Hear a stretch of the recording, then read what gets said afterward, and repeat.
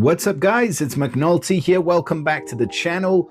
Grab your daughters, grab your sons, grab your sisters, because the mega moths are here with their mega fiends, and I believe they're pretty brutal. So we're going to have a look at these heroes today. We're going to check them out, see what they're all about, and whether they are going to be game changers, game breakers, or history makers. Who knows? But we're going to have a little look at these Moths heroes. So sorry for the weird intro. Let us get right into the portal. We'll have a closer look at whatever this dude is and see what they're all about. That's a weird image that is now burned into my mind. Let's get into the portal. So we'll start off. I believe we've got a few heroes in here. So it looks like we've got 3 brand new 5-star heroes. We've got 4 brand new 5-star heroes. We've got a 4-star hero in here, and also Rosepetite. There she is. I was wondering what she looked like. I mean, she's just super duper cute, isn't she? So we've got a 3-star hero in the portal as well. So let's jump right in. We'll start off with the face of the portal. This weird lava cradling guy. He's moth, whatever it is. His name is Mortewitch, and he is a nature hero. So we won't go over too much in terms of the class because we've got a lot to get through with these heroes. So let's look at the family bonus for the moths. So they get a bonus from 1, 2, or 3 heroes. At the start of each turn, they cast Moth Dust to a random enemy for 2, 3, or 4 turns. Moth Dust is going to give negative 10% mana generation if Moth Dust cleansed, or if it's removed, the target then falls asleep and receives 60% increased damage while they're sleeping. Okay, so the turn count goes up depending on how many heroes you have. So they're going to cast this Moth Dust thing regardless whether you have 1, 2, or 3 heroes. The turn count's going to start from 2 turns, 3 turns, and then to 4 turns. And it's basically a negative 10% mana generation. But you kind of don't want to cleanse it or remove it. Not really. Because if you do cleanse it, then you're going to fall asleep. And while you're sleeping, you get 60% increased damage. So, you know, happy birthday. You're going to wake up with a massive, massive headache. So yeah. I would be careful of cleansing off that negative mana generation. It is really good. It does make it so that where you've got these heroes on defensive teams, it's going to be a bit more tricky because it's like the delay talent, but it's part of their family bonus. So yeah, really, really good. Not completely broken, but it's pretty good. It says here members of the family have the additional perks in the Night of the Moth event, so that's the challenge event that we've got going on at the moment. The secondary passive, dodge special damage. So this character has a 10% chance to dodge special skills that deal damage. That's kind of more like an element link from one of the heroes of the month, so it's interesting, but the family bonus is really, really good. Nothing super overpowered so far, so that's good. In terms of the ether, we've got damage reduction. So at the start of the battle, he gets damage reduction by 10%, which is solid. Stats wise, let's have a look. Just absolutely bonkers. I know it. So yeah, pretty balanced stats. Really, really good. Over 1200 attack. I never thought I'd see that with anybody that didn't have maxed out double limit broken and emblems in my lifetime, but here he is. So yeah, 1200 attack, 1200 defense, and nearly 1900 health. Super stats, just ridiculous all day long. So let's have a look at what he's doing. So Mortewitch, and I do, by the way, I do like the art on these heroes. I think that they look incredible. Like, I just love it when they go, whoever the artist is, just let them go mad. Like, let their imagination run wild, because this is decent. Not like those Fawns heroes. Dude was mentioning the legs on the one guy. He looks ridiculous. But this is nice. This is really nice. So anyways, after the special skill's been cast, this is Adorable Pest, and he's running at fast speed. So after the special skill's been cast, increases the mana of the caster by 20%. So I'm assuming that little pest is going to increase Mortewitch's mana by 20% after he casts his special. So his special summons a Mothling Mega Fiend. Damn, that is a mouthful. For the target, the Fiend damages the enemy with 260% attack every turn. That's a lot. That's a heck of a lot every turn. And then the Mothling Mega Fiend, there it is again, absorbs healing and disappears when it absorbs health equal to 70% of its owner's max health. So that's going to be a tricky fiend to get rid of. 70% is a lot of health. We'll click the question mark because I believe there's some additional info. So it says a hero can only have one Mega Fiend, and Mega Fiends replace existing minions, fiends, and Mega Minions. So it's kind of like a one-shot minion and Mega Minion removal, which is something we have not had up until this point. We just have not had anybody that gets rid of Mega Minions, and now we do. And they don't just do that, they give a Mega Fiend as well, which is awesome. It says additional minions or fiends can't replace Mega Fiends, but a Mega Minion can replace a Mega Fiend. So another counter for these heroes. You don't just have to heal the 70%, you can do that if you want to, but you could also use a Mega Minion Summoner, and that is then your counter for these Mega Fiends, which is cool. I really like that. Effects that destroy fiends instead deal damage equal to 50% of the fiend's max health, which is similar to what we have with the Mega Minions and the Minion Destroyers, and any other effects affecting fiends won't affect Mega Fiends. Okay, that's really cool. I mean, Esme is a good pick from the Fated Summon, definitely. If any of you are thinking about getting somebody who destroys fiends, I would say these heroes are going to give you a bit more of a reason, and also obviously the Mega Minion Summoners. So let's carry on with the special. So the Mothling Mega Fiend absorbs healing, disappears when it's absorbed health equal to 70% of its owner's max health, and when summoned, the Moss Mega Fiend gives negative 50% mana generation for its owner, as long as the owner has this Mega Fiend. That's strong. So again, it's going to just reduce your mana, and that is coupled together with the family bonus that you already get. So it's just a ridiculous amount of reduced mana generation. Plus, Grovert is giving himself an extra 20% mana, or his little lava friend is giving himself 20% mana as soon as he casts his special. So he's pretty much ready to go again, probably within about 6 tiles. So this is a cool hero, not super overpowered, but he is, with the introduction of the Mega Fiends, sorry, I was about to say Mega Minions, I think he's going to be a pretty tricky hero to deal with. So huge congrats if you do manage to grab this guy from the portal. We'll give him an A+ to start off with. I don't think there's anything that you cannot deal with. There are counters available for the hero. So we can't put him right up in the top tier, but pretty damn close. Next up is this dude, Chunkyroi. I knew I was gonna like the art on this guy. He just looks incredible, doesn't he? Like, I don't know where his wings are there. They're just sort of hidden behind him. Can we see those if we do this? Yeah, there it is. There's Chunkyroi in all his glory. Just a beautiful, beautiful looking man, Moth thing. And he is a fire hero from this portal. So we won't go over the family bonus again, although I said it is pretty strong with the Moth Dust. He gets the same passive with the dodge special skills. Stats wise, he's pretty much right up there as well, but more defensively built. And I've already said I like the way he looks. Let's have a quick look at the Ether talent. He also gets the damage reduction. That's interesting. So special skill, Prosperity for Domain. Recovers 40% health for all allies. Okay, so he's a healer. For the next 4 turns, this character recovers 350 boosted health to all allies each time any other ally casts their special skill. Okay, so every single other ally on your team becomes a healer immediately after he casts his special. That is super strong. And all allies get 24% increased mana generation for 4 turns, and he cleanses status ailments from all allies. Okay, I was expecting a mega fiend, man. No Mega Fiend for this dude.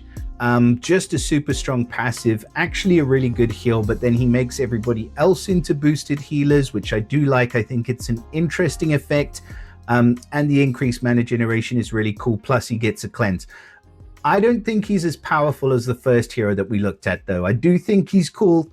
Don't get me wrong, he's a really strong healer and he has a lot of other cool stuff going on.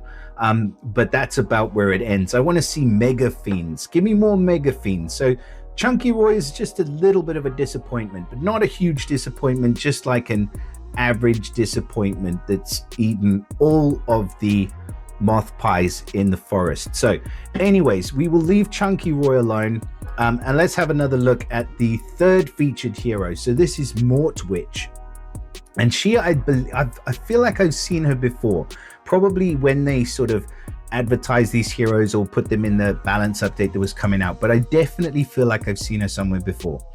So Mortewitch, she is a dark hero. She is of the sorcerer class, so she gets that delay. Plus you couple that with the mana generation. Now I don't know if that's going to help or hinder her, but it's basically the same thing as they do as part of their family bonus, where they give a reduction in mana generation. Let's have a quick look here. So talent wise, if she dealt any damage, it's a 15% chance to drop the mana generation of the target by 50%. Couple that, so that will pair up nicely with her family bonus, so they can work really well in conjunction. Probably going to be a really good defensive hero. I can see she's got the defense up ether talent as well, so that would be another reason to put her on a defensive team. Plus the passive, I guess, lends itself towards that chance to dodge special skill damage. But let's see what she's actually doing. So stats wise, pretty much the same. She's still more defensive than what we looked at initially. So they're all pretty defensive type of heroes. She is running at slow speed actually. Despite the way she looks, you'd think she'd be running faster. I think that Chunkyroi would be at slow. Anywho, so Mortewitch, Hungering Grave, deals 800% damage to the target. Now we're talking. The attack bypasses defensive buffs, that's strong. Heals all allies for 30% of the damage dealt, very strong. Summons a Mega Fiend for the target, and the Fiend damages the enemy with 250% attack every turn. Then the Grave Mothling Mega Fiend absorbs healing and disappears after absorbing 80% of its owner's maxed health. That is just a beautiful, beautiful thing. When summoned, the Grave Mothling Mega Fiend increases the damage dealt to its target from all sources by 50%, and the effect lasts as long as the target has a Grave Mothling Mega Fiend. This is a beautiful, beautiful hero. Just a huge amount of damage, like Uwe type of damage. Doesn't chain, but it doesn't have to, because it bypasses the defensive buffs. You don't have to worry about her killing herself. She then gives healing to everyone for 30% of that massive damage hit, and she summons the Mega Fiend. Huge attack, huge health absorption, so really, really difficult to deal with.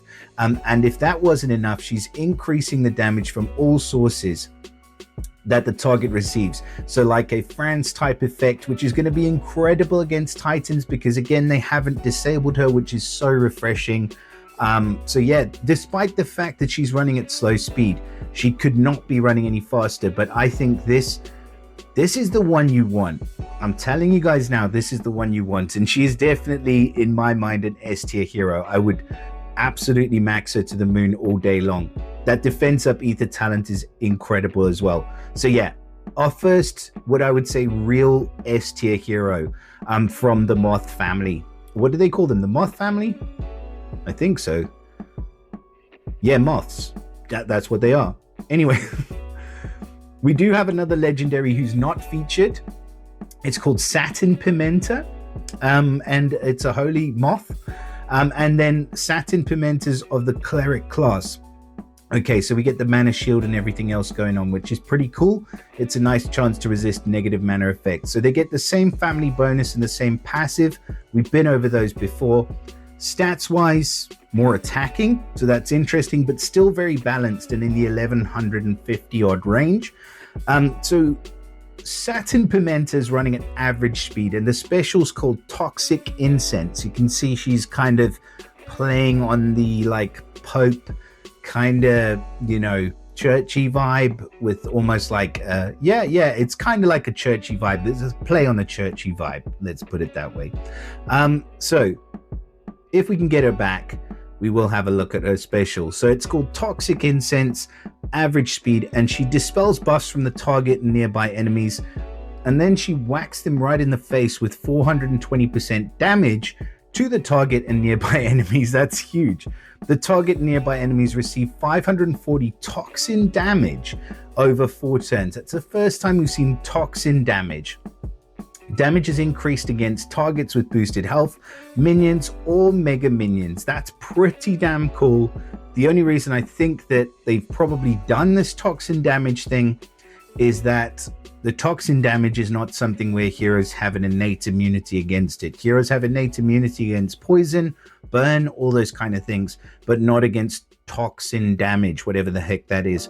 So that's probably why they've done that. I do like the fact that we're increasing the damage against minions and mega minions. And it says here again, the maximum damage is actually increased up to 199%. So I don't know what that means actually. It says increased by 100% against boosted health, 33% per minion or mega minion, maximum increase. Okay, so they stack on top of each other. That's interesting. And if we look at it with max power on, 764. So yeah, that's pretty cool. And it can get increased by anywhere up to nearly 200%, depending on whether you're facing minions, mega minions, and targets with boosted health. Cool. I love it. The caster, also regenerates 1400 HP over 4 turns. Not really necessary, but cool. I think this is a very, very powerful hero. Priority dispel to the target nearby, a massive hit, and then that damage over time is just going to finish the job. I love it. Honestly, I love it. And also, it's very rare that you find a hero like this which actually comes out with the cleric class.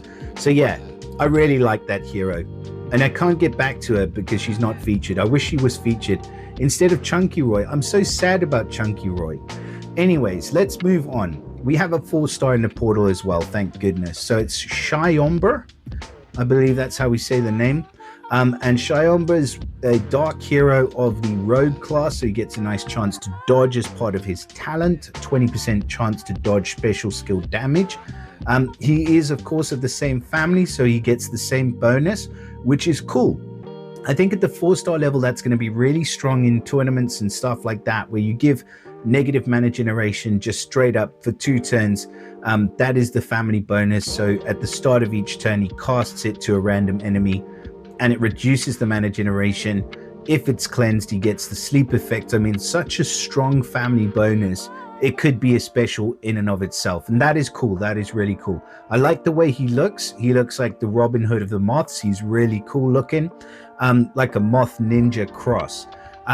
Passive dodge special skill damage, so he gets that as well. Attack up on the ether talent, so it's still looking really good.